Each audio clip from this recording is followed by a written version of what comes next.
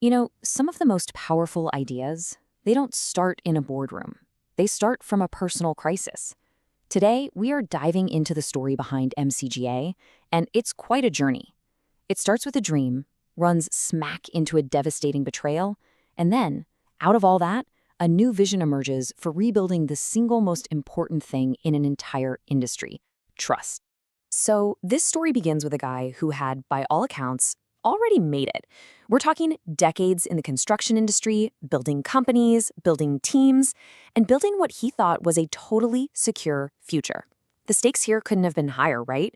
Because this was never just about business, it was always about his family.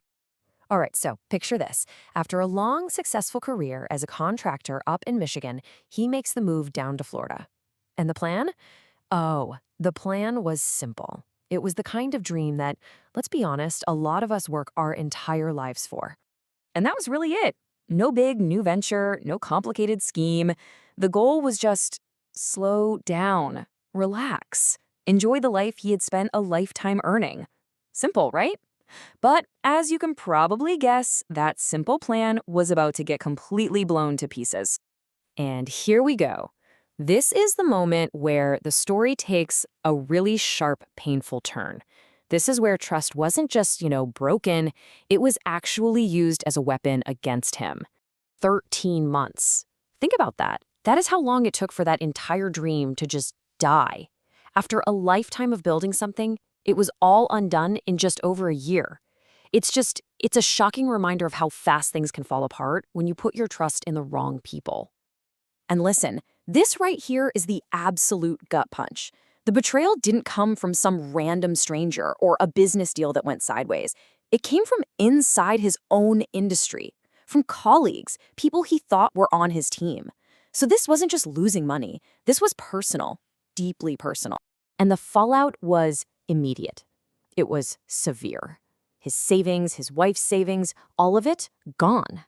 That retirement plan, it vanished, literally overnight. And it was replaced by this urgent need to go right back to full-time work, not because he wanted to, but because he absolutely had to. But sometimes a personal crisis collides with a much larger one, and out of that wreckage, a whole new purpose can be born. And that is exactly what happened next. This timeline here just lays it all out so perfectly. You can see the whole journey. First, there's the dream of moving to Florida. Then, bam, the crisis of betrayal. But then comes the turning point, the hurricanes that devastated Fort Myers. That became his calling. And this is where his personal story transformed into a public mission. Really pay attention to the shift in language here. Because in this moment of just absolute desperation for the community, people weren't shopping around for the best price. They were calling for help. They were desperately searching for anyone they could possibly trust. And suddenly, his phone is ringing off the hook, not with business calls, but with pleas for rescue. So what did he do? Well, he didn't just jump on the opportunity to make money. No, he built a solution. He took his decades of experience and created this small, trusted circle of contractors. He didn't just find guys who could swing a hammer. He found people with character, people he personally knew would actually show up. And this is the most important part: do the right thing. So often, the biggest ideas don't come from some big planned meeting, right? They strike you in a quiet, totally unexpected moment. And the name for this whole new mission? It arrived in probably the most unlikely way you could imagine. So he's just sitting at his desk, he looks over, and he sees one of those familiar red hats. And almost without even thinking about it, the words just come out. He says, "I'm making contractors great again." And boom, that's it. That's how MCGA was born. In that one little instant, a totally spontaneous thought just crystallized everything he'd been through and everything he was now trying to build. And that off-the-cuff phrase, it became the foundation for a completely new philosophy, a whole new way of thinking about the relationship between a homeowner and a contractor. This is the absolute core of the idea. MCGA isn't just another list of names in a directory. The whole vision is to create a gated community.